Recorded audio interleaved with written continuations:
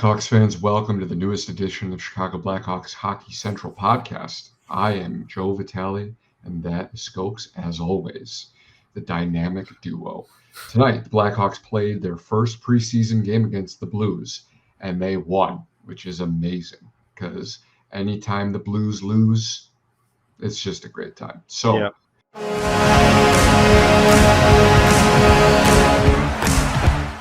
now it is preseason, and this was probably looking more like the what is their team? It's in Springfield Falcons from Colorado. Sorry, the Blues AHL affiliate. Blues. Not sure. What's their mascot? The Thunder? It's not the Thunderbirds. That's Seattle. Yeah. I thought it was the Springfield Falcons, but could be. I'm just gonna look it up. Yeah. Really quick. I think that was the This is the Thunderbirds. Yeah. Okay. That's what I was thinking. Oh, okay, cool. So the Springfield Thunderbirds, it was the Springfield Thunderbirds against the Chicago Blackhawks, I would say. Lardis, Marcel, Misiak. Yeah. And there's one more, I think. Mm-hmm. Marcel. So Marcel, Martin Misiak, Nick Lardis. Mm-hmm. Those are all, those guys aren't going to play. And they, right. Marcel, Misiak, and Alex Pharand also got sent back. Mm-hmm. Right. To their junior clubs, that's awesome. Whittling down, so now it's 51 players. So, Connor Bedard, here we go. I'm just going to look up a stat line real quick. 022 plus 2, 1 hit, 5 shots on goal, 62.5% at the dot, 21-20 time on ice. Good enough for the second star. Yeah. First star was obviously Andreas Athanasiou, who got a great sauce from Connor Bedard to end it in overtime. Phil Kurashev also got the third star. So all stars, all Blackhawks, all the time. He got a third star for his goal, which was a mop-up, clean-up sesh right in front. So good for him. Stat sheets, good, looks good for some players, looks bad for others. Like Lucas Reichel on the stat sheet, nothing except for 1 shot, 14.3% at the dot, 15.52 time on ice. Not really digging that. But on the ice, Skoks, you were telling me off cam, he was looking really good, really confident with the puck. Right. And like we said, first preseason game. So, you're not living and dying by what's happening in this game. So, hey, is Lucas Reichel is he a little shook, a little nervous, a little rusty? D all the above, who knows? But still plenty of time for him. Yeah, man. I guess we'll just start out really quick on the you know what? Even before the first period, Jim Corneliuson. I mean, first game back. Jim Corneliuson. Yeah. It's milk and cookies. It's French fries as ketchup. It just works. Jim Corneliuson, the United Center, belting out the anthem. Right. Love to see it. Hockey is back. Yep. Even Bedard said in the I think it was the first intermission interview. He's like, yeah, the anthem's unreal. That's his new favorite word, unreal. Unreal. He's unreal. 4 minutes into the game, unreal Bedard. I mean, he starts at our blue line, flies up the right boards, cuts in the center ice, dances around like 3 defenders, gets a shot on net. A few rebounds after that, almost tucks it in, right? Spectacular stuff. And this is just, a few minutes in to the first period here. I mean, he's already dancing, making plays. Yeah, he towed Jake Neighbors, which I thought Yeah, was unbelievable. yeah. That I was a mean, really cool yep. session Hmm. sequence. And like, I think I was out of my seat because this is like 3.5, 4 minutes in. Yeah, at the 16-minute mark there. Great stuff. Scoreless first period. Bedard making plays both ends. In the O zone, getting some nice stick lifts in the D zone, like flying in from behind, just breaking up plays. Love to see it, because a lot of people just see Bedard as, as a juggernaut, offensive weapon, but nice to see him making plays throughout the whole game, not just the first period. But let's see here.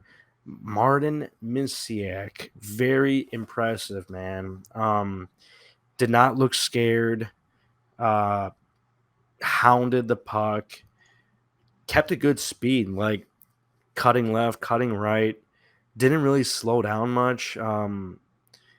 Just had a really good pace to him, and he worked well in the corners behind the net. Has decent size on him. I think he's 6'1", 6'2", but man, he looks pretty stout out there, and he's showing that he could play. Especially a few years from now. I think we're going to be talking about Marty Misiak quite a bit, man, as a second rounder this year. But Yeah, and he'll be with the Rockford Ice Hogs on an AHL only deal, right? I No, think I'm thinking of that's Marcel. Marcel, right? Yep. Misiak is with the OHL. He went number 1. What team? Erie Otters, right? Erie, Yeah, yeah, yeah. Erie. Yep. So super pumped for him. Oh, nice. Yeah, and they did We're send him back, so cool. he'll be getting big ice time. Yeah, this Mhm. is Connor McDavid, Dylan Strome, and Yep, the Taylor cat. Radish and Alex DeBrincat as well. Yeah. That's where they were tearing it up. Hmm. Erie. That's Yeah. awesome. Seems like great place to show out for your offensive game. Seems like a good system over there. Definitely. Let's see, Korchinski, decent first period. A little reckless sometimes with not really carrying the puck, but some of his like fancy passes could be a little careless, and a few turnovers there in the first, but he did tighten up throughout the game, so that's good for him. Playing a little more, just just calm, just put it up the boards, make a good play, safe play. Um, Thought he looked good through as the game, went on. Uh, let's see here. Second period, Corey Perry did step in. Not really a fight, but he did step in on that high hit on Misiak, and Mhm. he did go down there in the second period. Uh, Yeah, so I was kind of like the hit seemed a yeah, little like just I mean like it mhm, was harder. I mean there's big dudes out there, yeah, but it did seem a little high and a little sudden. hmm, And then Misiak went down the tunnel, and yeah, then Foligno and Perry stepped in there. jumped Yeah. whoever did that to him. It was Hmm. um, It was against Hunter Hunter's Hunter Hunter Skinner. Skinner, right? Yeah, he had a couple runs at some guys tonight. At Skinner. least 3 or 4 runs at yeah, Oh, okay, yeah, that's what type of game he plays. Interesting. yeah, and I think he was only 22, so Oh, obviously trying to make something happen, and you do that, you get jumped, buddy. So yeah. um, I saw Corey Perry getting a double minor for that, and it looked like yeah, Nick Foligno got just. Oh, he didn't get anything. he did get something later on. I don't Okay. Yeah. I don't Maybe in the remember. third period, it looks like. I think it was. Yep. Gets roughing against Nick Ritchie. Right. Love both guys though. Today, Perry and Foligno thought they played like a vet. Stepped in when they needed to. Great to see. Never thought we'd be saying that Yeah, right. about like Perry and Cheering for Corey Perry. yeah. Never thought I'd see the day. Right. No, never. Yeah. When he stepped in, I'm like, all right, this is it. And it's okay, stepping up for our rooks. It's all good. Peter Mrazek, solid. First period came out halfway through the second. He went 8 for 8, 1 for 1 shots in the. I think it was it was that second period on the PK. So good for Mrazek. Drew Comesso got some time. Half of the second, finish out the game. Looks super stout, super solid. Did let in one goal in the third, but we'll get to that. Kurashev against Bobby Thomas, so kind of expected. Yeah, right. I actually didn't even see like his full shot because it was so quick. Top shelf, but hey, man, rookie goalie, it's all right. Oh, You only let in one. We've seen much worse in people's debuts, so that's fine, man. I've always liked Comesso's play style, and I think he showed that it translates to the pro game. So definitely looking for him to have a good season with Rockford. But let's see here. Second period, halfway through, around the let's say 9 minute mark, Kurashev, a bit of a cleanup goal, all around the net. I believe Korch got it over to Bedard, trying to deflect it right in the paint, and then bounced off. Kurashev plopped it in there. It was just like a bouncer. So good hands on the puck though. Great to see Korch and Bedard on the board. What we want to see. That's what we want to see. Just great stuff. So that's the first goal. End of the second period. Hawks still 1-0. Taylor Hall, he seems to be in that like ramp up stage, because he did start skating, I believe, only Saturday or Sunday. So about a half a week, little more than half a week of on ice, with the team. But it he seemed have like a lower body as well. Yeah. So a lower body. So maybe he's just knocking the rust off from that as well. Right. Yeah.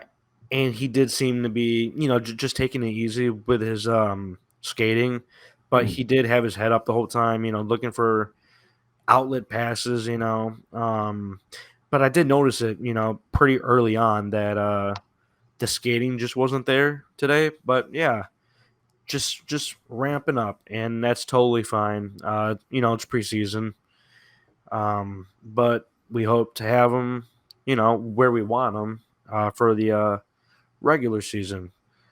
Let's see here. Kaiser, Nolan Allen, and Vlasic played pretty physical, man.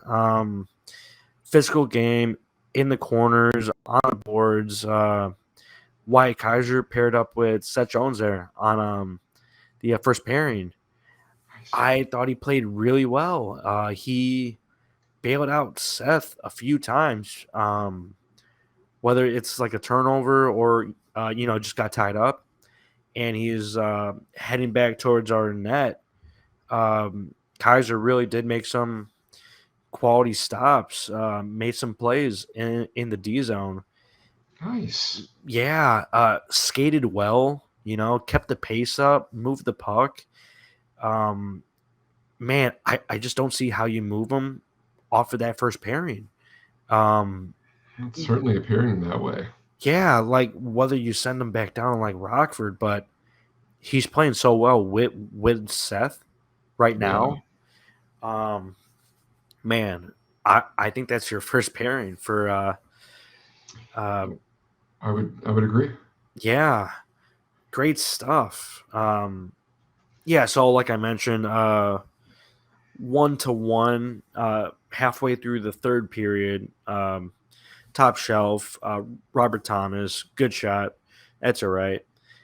Let's see here. Bedard making more plays, turning defense into offense. Yes. He stripped. Who did he strip?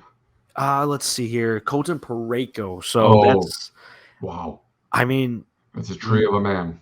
not a bum, you know? Nope. Not a bum. That, in fact. Yeah.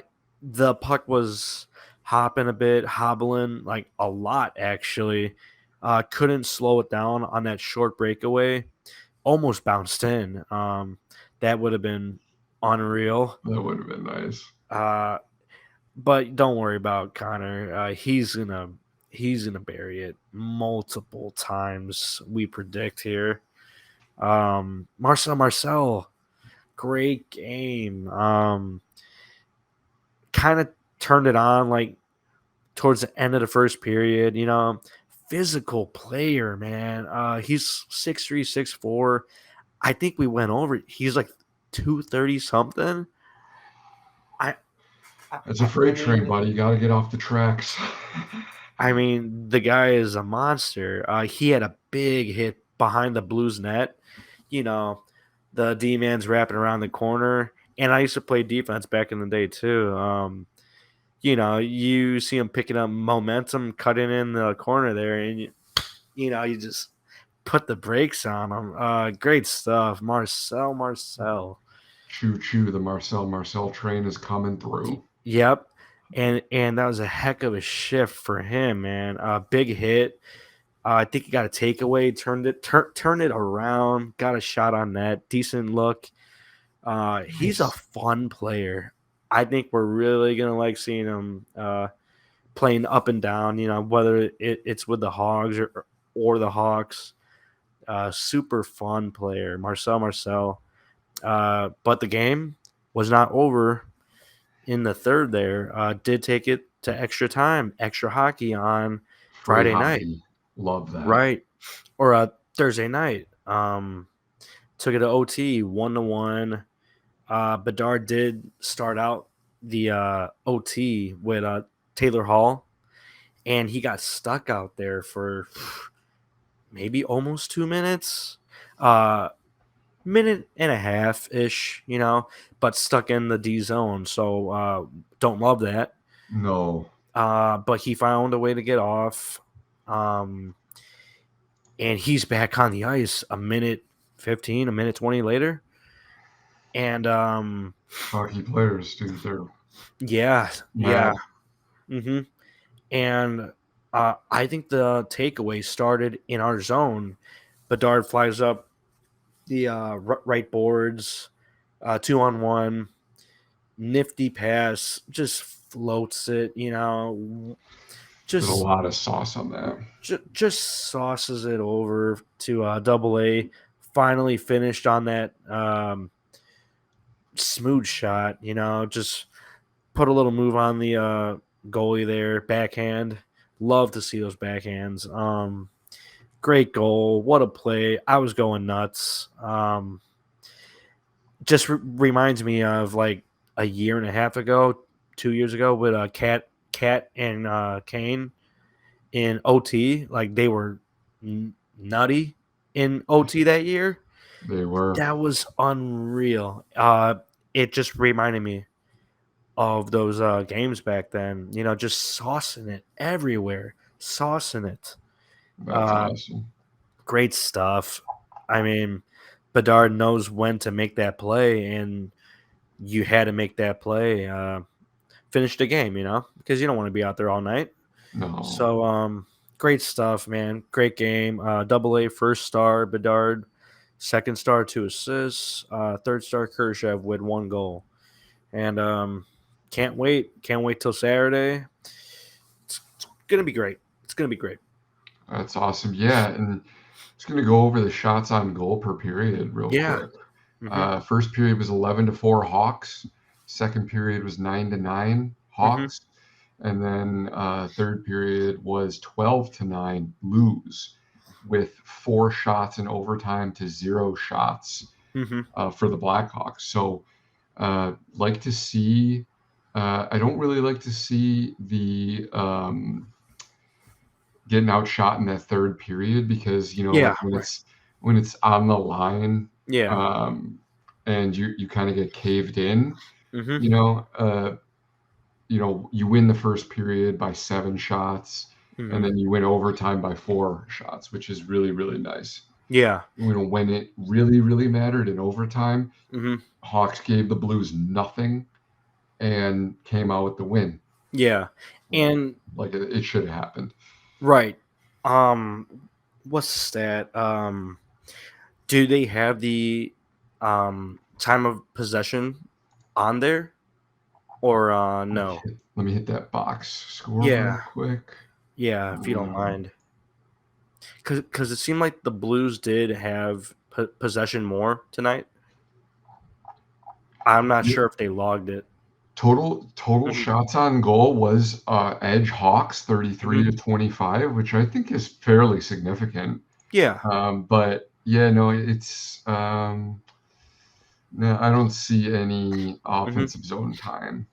Okay. Yeah, that's all right. Yeah, because it just seemed like the Blues maybe had more control tonight, but we just capitalized on their mistakes, and that's what you want to do, right? But blocks as well for the Hawks. Yeah, which is double what the Blues had. So great to see, man. Yeah, that's definitely going to help when your guys get in front of that puck and just eat it. Yeah, and I think our defense, right? Like not just the D man, but when we're in the D zone, thought we played pretty well.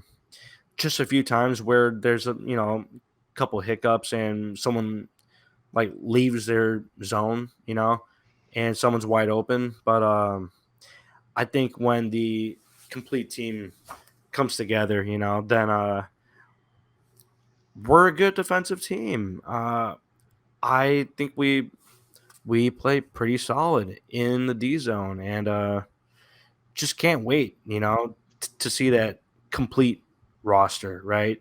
That regular season roster. Can't wait. Yeah, Can't wait. I'm also excited. Now in the D zone, would you say the Hawks kind of try and push the puck out so that there's more shots from the point, so that like whoever's in goal can see it and save it? Or would you say, is it more like, because I know they were talking about Richardson's style, and it seems like it's like man on man and a half type. Yeah. Where it's like a little bit of zone, but also a little bit of man to man. And I'm just wondering what type of scheme the Hawks are running. Maybe if it's more, conducive. I'd have to see Mrazek, to see what type of goals he lets in. Yeah. To see if I could, what they want to do, what the Hawks want to do in their defensive structure. But I don't know if you saw anything that was like, oh yeah, like they're trying to push it outside so that the or whatever, clear the front of the net, or whatever, if you saw anything specific that leapt out at you.